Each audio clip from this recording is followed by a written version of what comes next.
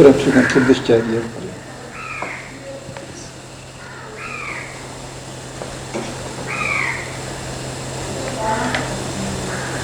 There.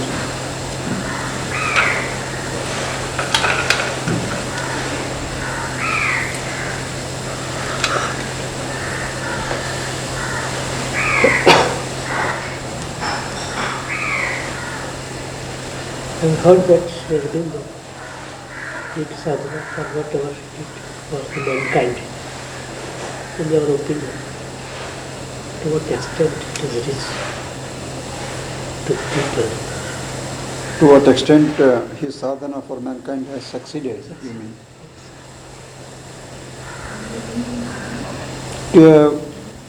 Sri Aurobindo's work for mankind has succeeded to a great extent.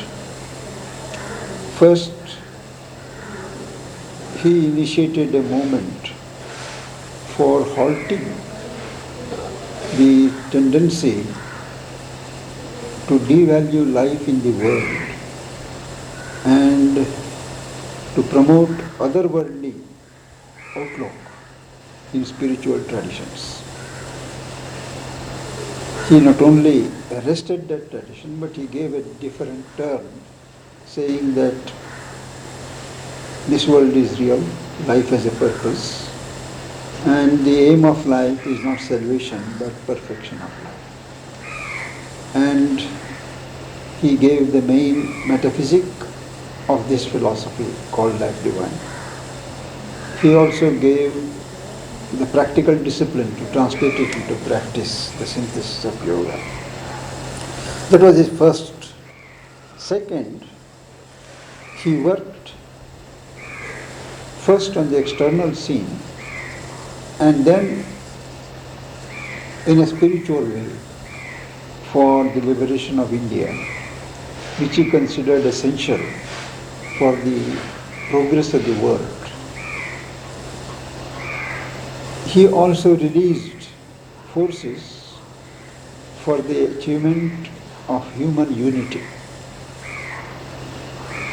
He developed a thesis how from the beginning nature has been developing a cohesion between different peoples, different societies, different countries. And the ideal of human unity he established firmly in the higher mind of humanity. And then he analyzed and showed how humanity has progressed through different stages and is now on the threshold of a spiritual age. He made a distinction between spirituality and religion and pointed out how science and spirituality are meeting now, and they are meeting in the consciousness of man. Now, most of these things look as if they have happened by themselves. But number of factors have been at work which are not seen on the surface. And he is one of the main forces who have helped mankind to arrive on the threshold of a new age of equality, unity, and mental freedom. Today, people are free to think, write, express what they want. It was not so at the end of the last century. You may write right or wrong, but you can do that. Second, each individual has a sense of freedom in his own area. We no longer feel that we are parts of a machine. He has restored dignity to the human individual.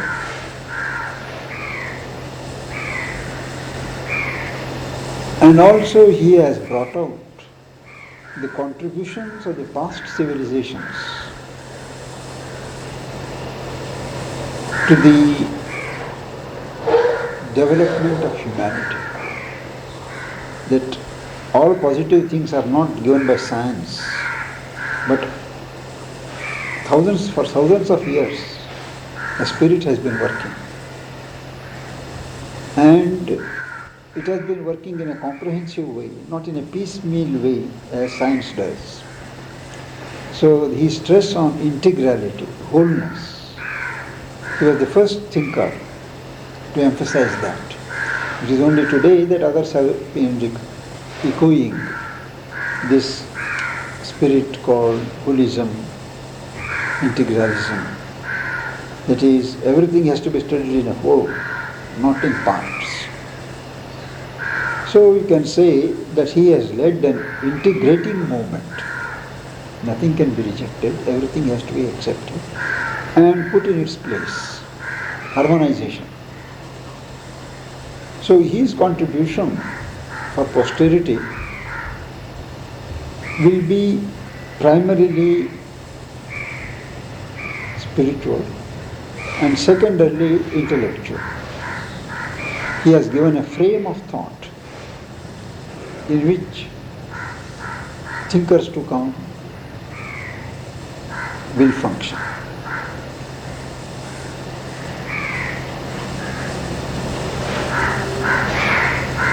Each age has its master spirit. So Sri Aurobindo, you can say, is one of the master spirits of the 20th century. And his vision will guide posterity in centuries to come.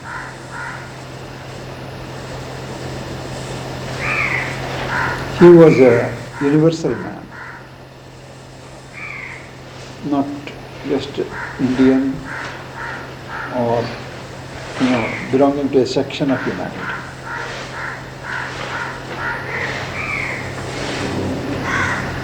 I see three spans of life, three spans of time when Sri Aurobindo and Mataji existed, before 1950. From 1950 to 73, when only Mataji has existed. And after that, when both of them are not here, is there any difference you have observed? Essentially, there has been no difference. But from the physical point of view, naturally, it makes a difference. But Sri Aurobindo's withdrawal did not make any difference, any special difference, either to those who followed him or to the world at large. Because Mother continued his work, his thought, and added a body of knowledge which was something very special concerning the physical transformation, particularly of the cells in the body, and the descent of the higher forces on earth. So she has, from her own experience, she has added to the volume of knowledge that Sri Aurobindo gave. And before she left, she has established a foundation for future development of humanity, which does not require a physical leader. Each person can link himself with the inspiration. And those of us who are open in spirit or who have faith to Mother and Sri Aurobindo, we do not really feel that they are not here. They are working in a subtler way. In India, we have the tradition of Chiranjeevis, Ashwattham, Hanuman, Rama, Krishna. They may have passed away thousands of years ago, but if you pray today to Rama, you get a response. If you pray to Hanuman, you get a response. How do they get the response? Because they must be living. They are not in a physical body, in some subtler body. They have not gone into nirvana, but have chosen to stay in the terrestrial atmosphere to help God's work. So Sri Aurobindo and Mother also have stayed and are working, putting pressures, preparing humanity for a Satya Yuga. And we feel their, not only we feel, but we experience their guidance in day-to-day life. So for sadhaks, there has been really no difference. I think there is an anticipated answer for my third question, that after passing of mother, time of 14 years have passed at least. So how this organization is run, or only it is organization part or the spiritual kind? That is the beauty of it, The organizational part is the least. Yes. Nothing has changed there. It continues on the lines on which he has set them moving. And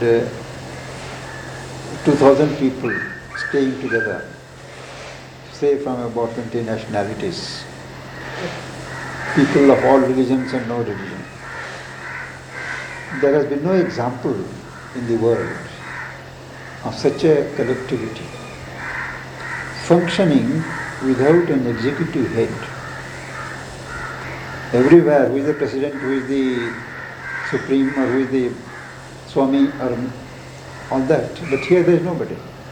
So, the thinkers of a future society have been speaking in terms of a leaderless group. Till now, even small group, there is a leader. Yes. In any field. But they anticipated that as humanity advances, a stage will come when they will have to function in leaderless groups. So there can't be kings, there can't be dictators, there can't be presidents. Now we are coming to that stage, and this is the first example of a leaderless group. There is nobody here who can claim that he is the head. There is a board of directors or trustees which sees to the administration side of it. But nobody interferes with the spiritual life, which is the main life of the people. So that goes on, each in his own way. But organizationally, it is going as smoothly as it was in Mother's time. And we feel it is the truth force that has been established by her that is running the whole thing. Individuals are only instruments. Otherwise, there is no parallel. Somebody, one person to take decisions and others to carry out.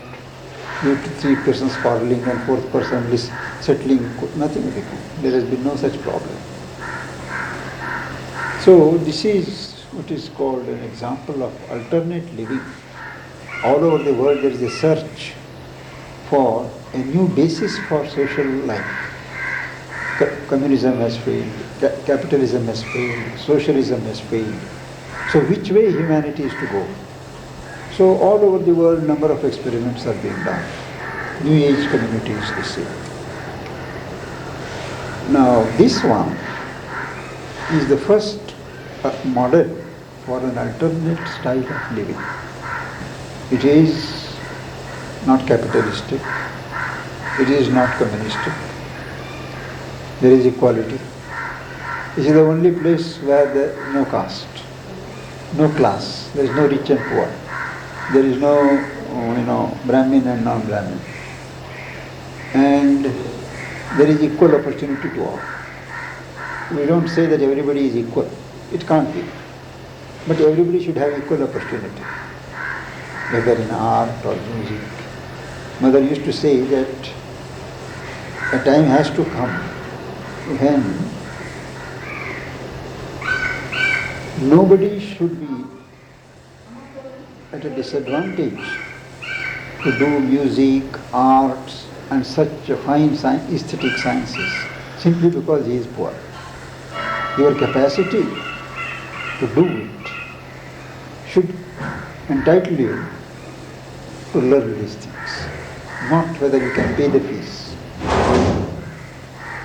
So that is the standard. And work, she said, will be true work only when you have the joy of creativity, not earning your living, but you must take joy of some creation. Then only work becomes meaningful. So she wanted to organize a society where these things are expressed. To a certain extent, she has succeeded. Here there is no, as I said, poor and rich. Anybody can practice music, dance and all that, provided he has a talent. Nobody will ask you, can you pay 500 rupees here? And a poor man says, no, I can pay only 50 rupees. You can't say that. Similarly, equality of sexes. This was the first place in India where complete equality was given. No ashrams or things, women were given such equality and freedom as here. It is only afterwards there has been a chain reaction. So much so, and there is no hierarchy, subordinate and boss, superior and inferior, there is no hierarchy. So much so that once when Gandhiji was running Sabarmati ashram, what is Sabarmati ashram? Some ashram in Varda. So there used to be quarrels, there were 20-30 people and there used to be everyday quarrels. So somebody asked Gandhiji, why is it you have 25-30 people and you have not been able to stop quarrels here? In Pondicherry ashram, at that time there were 1,000 only. There are 1,000 people and there is no such problem there, nobody quarrels. Then Gandhiji became thoughtful and he said, but look, there mother governs by love. That's what he said. That was his answer. Very beautiful. She governs by love. There by discipline. Gandhiji was a disciplinarian. Yes. You said something about transformation of cells. Could you kindly throw some more light on that? That is, Sri Aurobindo has always held that death is not inevitable. Death is only a habit of nature. Death takes place because your body does not keep pace with the progress of your soul. The body is tamasic and it resists. But if some way can be found to make the body agile, plastic, responsive to the demands of the soul in progress, expansion and harmonization, movement, then death is not possible. If there is disharmony, death is a process used by nature to release the soul so that it can take a fresh body and continue. So death is a helper in such situations. So he said death is not inevitable, death is a habit. And mother in her experiments found, in her experiments to spiritualize the body, that the cells have at present a loyalty to the law of death. Birth, growth, disintegration and death. So each cell is loyal to that law by habit. Millenniums of habit in nature. So every cell, but the cells have a consciousness. Cells are not mechanical things. So by educating them, coaxing them, convincing them in a yogic way that you should be loyal to life, growth and not death. There is no reason why death should come. But there are millions of cells. But you don't have to convince each cell. There are groups. Each group functions as a group. So she succeeded to a certain extent in converting many groups of cells and changing their loyalty from the law of death to the law of eternal growth. But at some stage, her physical body broke down. She was past 95. And then she took it as a signal that the experiment is not to be continued this time. So she stopped. But for externally, it looks like a failure. But those who know that experiment has been brought up to a certain stage, it has to be continued further. So that is why you can see here, somebody has remarked also, within 2000 people, the record of longevity is more here than anywhere else in India. 300 people here are more than 70. And more people here are more than 90 than anywhere else. So there is a life force prolonging itself, strong life force is established, by which people somehow live long. Now whether we make the right use of life, long life is another matter.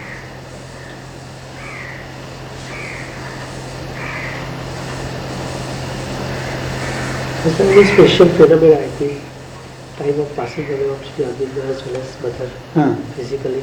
Any special thing? They passed away. What happened at that time? Well, when Sri Aurobindo passed away, the body was luminous with the higher light, and it continued for 5 days. The body did not disintegrate for 5 days. It was only on the 5th day that one dark spot appeared. And then mother said, now let us put it in samadhi. So that is no example. There were no medicines, no external means used to preserve the body. It was just left as it is. And it, not only it lived, but there was a glow of the inner light. So mother's, her process was different. For 3 days, there was no disintegration. Yes, 2.5 days or something, there was no disintegration. But she knew she was living, and we all knew that she was living.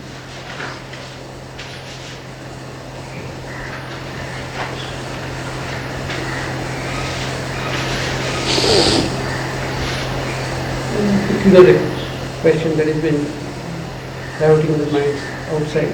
How do they finance and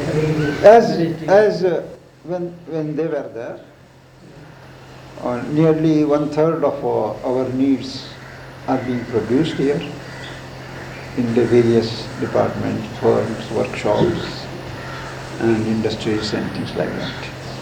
But the bulk of it comes from offerings and donations. Every day it comes. And there has been no shortage. There may have been shortages in mother's time, but now there has been none, not a day. She has pressed the button. Yes. And Mahalakshmi force is working. So though our monthly budget is 10 lakhs per month, things are going on. And so much so that trust laws being what they are, they do not know how to spend the money. So they are now spending it in capital construction. That is erecting buildings for the stay of sadhaks. Till now majority were houses hired by us. And now the rents have gone up so much. So that now what we have done, in the space or in building houses where we have owned, old things have been demolished and new structures are being built. You see, for instance, now 3 blocks have been built with 40 rooms each. costing about 40 lakhs per block, model. So that people live together, there is more safety. So there is no difficulty on that account. And sufficiently middle class standard is kept up.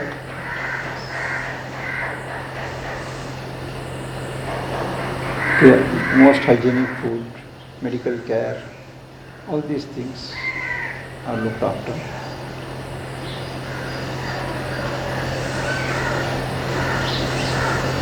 Then there was it seems on the TV there was a question, somebody was asked a question. Now that you are retired, where would you like to settle down? So that man answered on the TV, in Jayendra ashram, because there you don't have to spend a single rupee. That was his understanding of the ashram.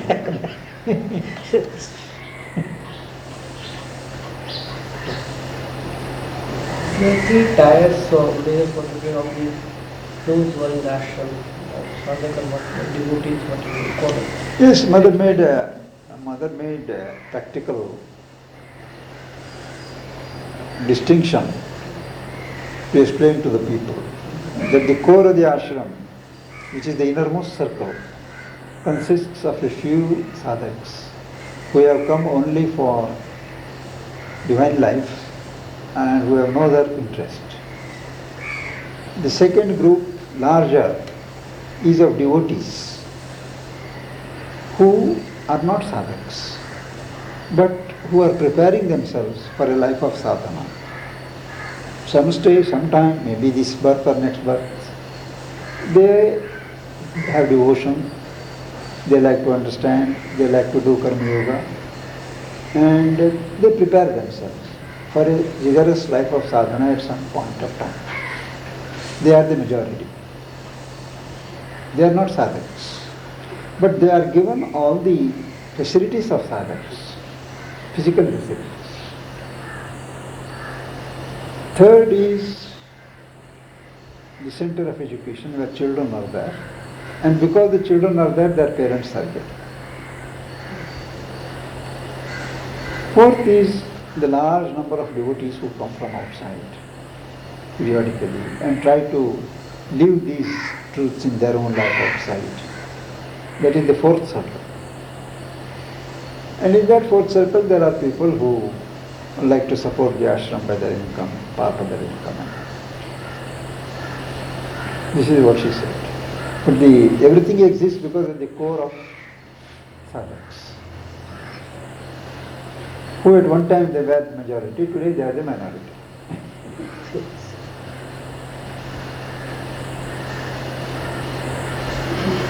Anybody who came along with Sri Aurobindo at that time, Narendra was there. I think nobody is there now who came with him. But the last batch of people who came around about the time ashram started, Duman is there, but I think Champaklar was there before the ashram formed. After the ashram formed, Nirod, Dikshit, Duman, they all. But the oldest was Champaklar now, because he came when he was in the 1920s. I have written it in the Champaklar speech. That old generation is gone. You came here in 19... First I came in 37 and joined in 39 when I was 21.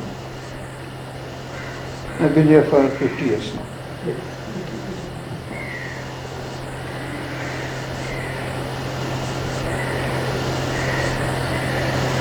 Mother Nine looks almost like a small autobiography.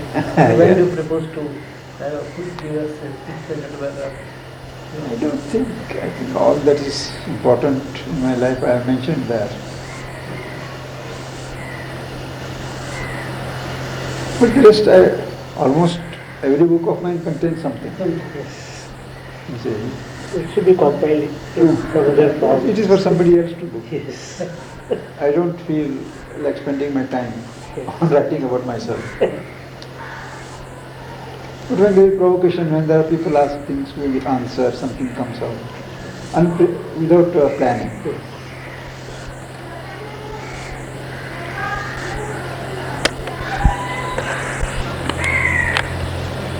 It's not possible for anyone to come here and stay in the ashram for like us.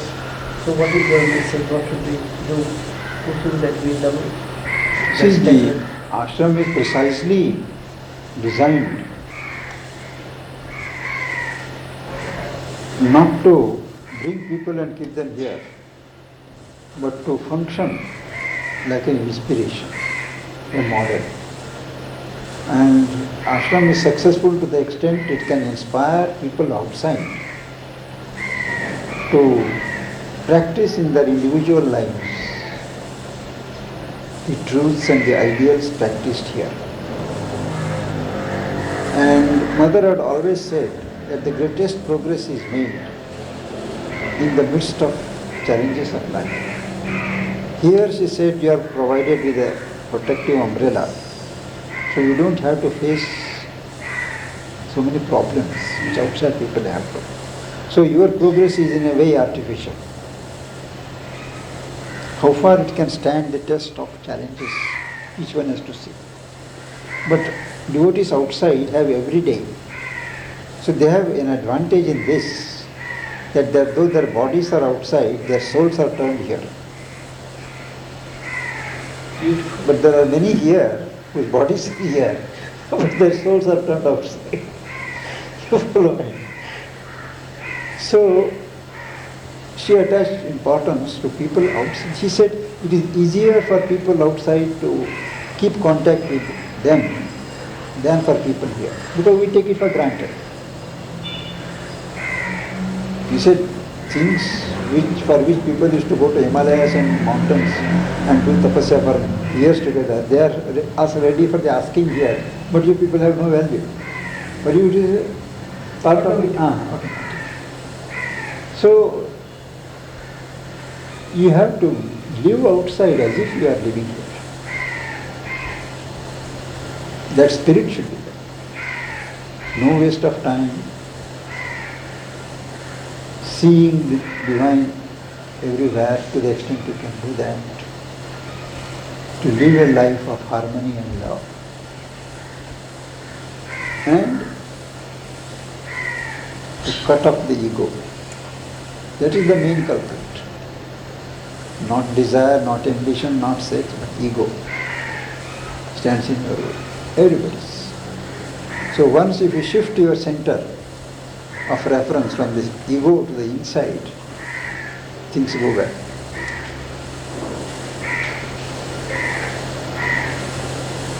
So whether you are organizing your life and the life of your family around your own self, or you put Mother and help others to run their lives around Mother. That's the test. And periodical comings and goings, they become charging the battery as it were. Books are a good means of channeling, of course. But in the very nature of things, spiritual force, spiritual consciousness has no boundaries. Pondicherry ashram is only a kind of a launching pad. Once it has to take off, spread over the world. This is a center. A center with no circumference. Circumference is not Pondicherry. The universe. Yes, it is the universe.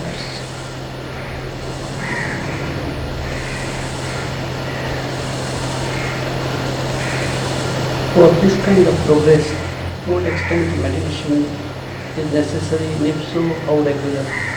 Meditation, it is not necessary in all cases, but it is helpful because at that time at least you are separate from other things, and it gives you a little time to look into yourself and see what are your reactions Otherwise, all the 24 hours you are driven in the current of life, day-to-day life. So meditation helps to gather yourself, and at least for that time, to keep in tune with what you want to achieve. And if this can be done without meditation, no meditation is necessary. Constant remembrance, constant offering of works, thoughts. Point is, as Lord Krishna says in the Gita, says it is not these austerities and vidhis, but mayeva nivasishya. Live in me is this. That's the key. To live in him. Simply to 1 hour of puja or 2 hours of meditation, it can help to prepare. The point is you have to live in that consciousness.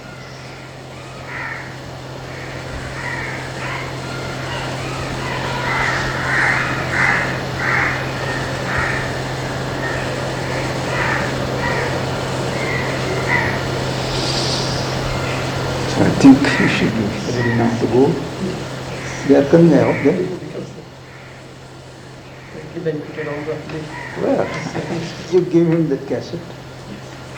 We'll copy it and give it. Become one is routine. That's what I told him. So whenever you come here, you must always come with some mission. Yeah. Maybe you are preparing your diary or some book, but some work has to be brought here. Otherwise, you will be in the luxury of doing all these things here. To be happy is not the purpose of life. To be happy is incidental. But to be progressing, to be perfecting, work at work, that is the purpose. That yields a joy. So you should not seek for happiness and joy. They should be spontaneous. An artist, when he draws, he has a certain contentment inside. Whether it is economically paying or not, he doesn't consider at that time, isn't it? That is what Mother calls the joy of creativity. But we should seek for progress. Progress, yes. Movement, progress. Because you are there for that. The soul takes birth for progress. Adding to its consciousness, growing. You should never be satisfied with what you are. But always strive for more.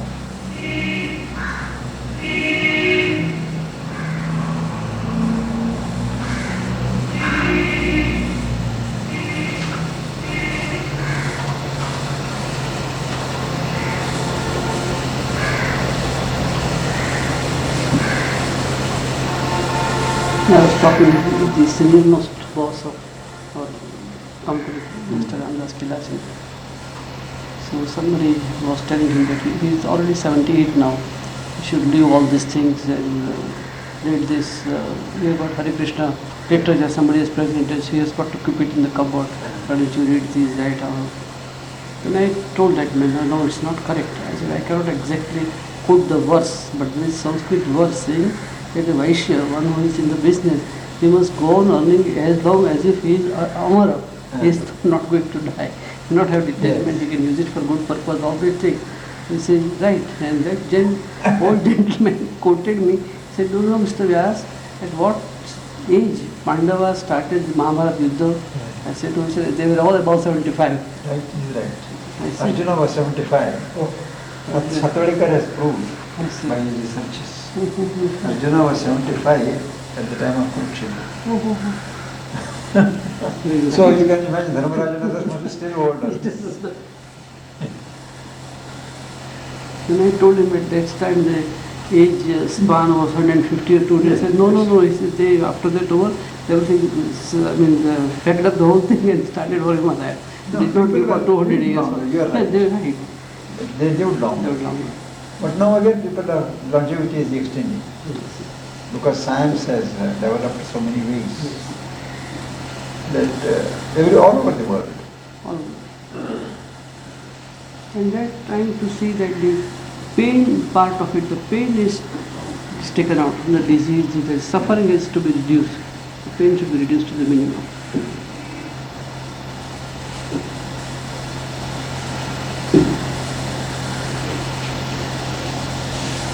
You had been to Sathaulinka's place in Gujarat, but I think he has done a good editing Great work. Vedas. They have done great work. In these Maratha Gundas broken. These are the Congress people. I tell you, the Congress is at the root of the ruin of the country. We will do that.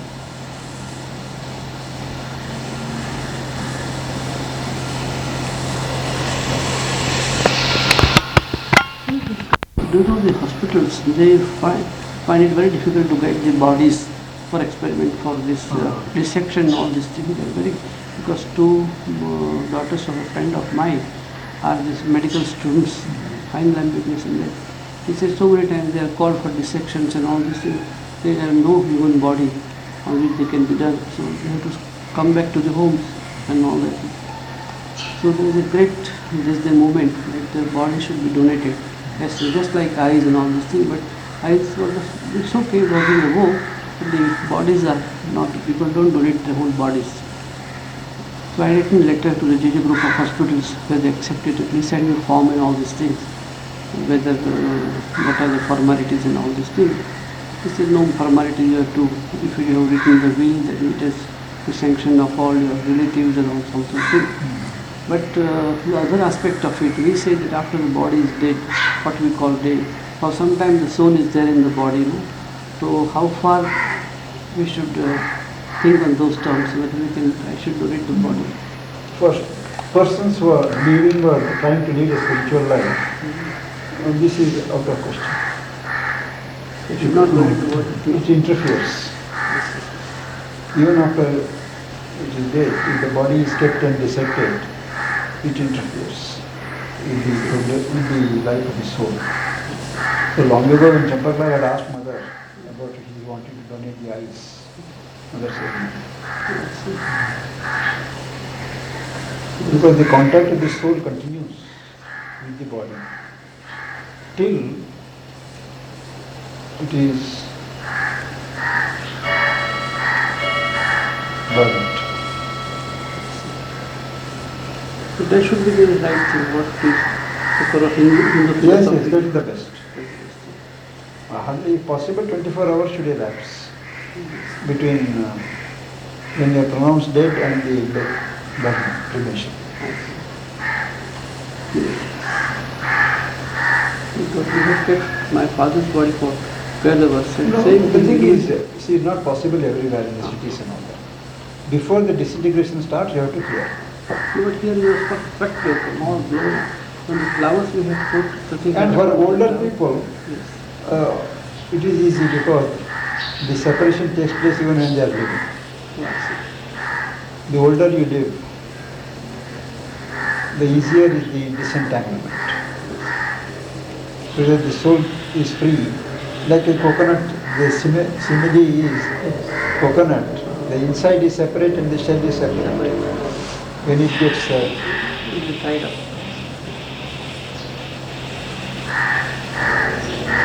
provided, many old people get more attached in their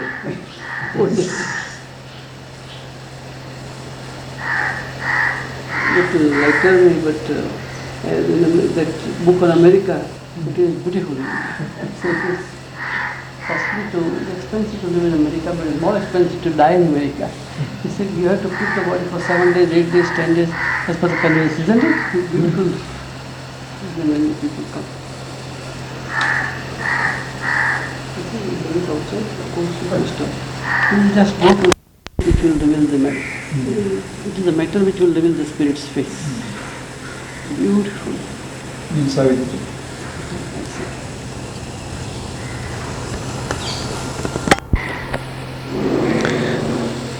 That was an interview of Sri MP Pandit by Jayendra Vyas's brother and Jayendra Vyas, followed by a short conversation on Sunday, the 25th of October 1987.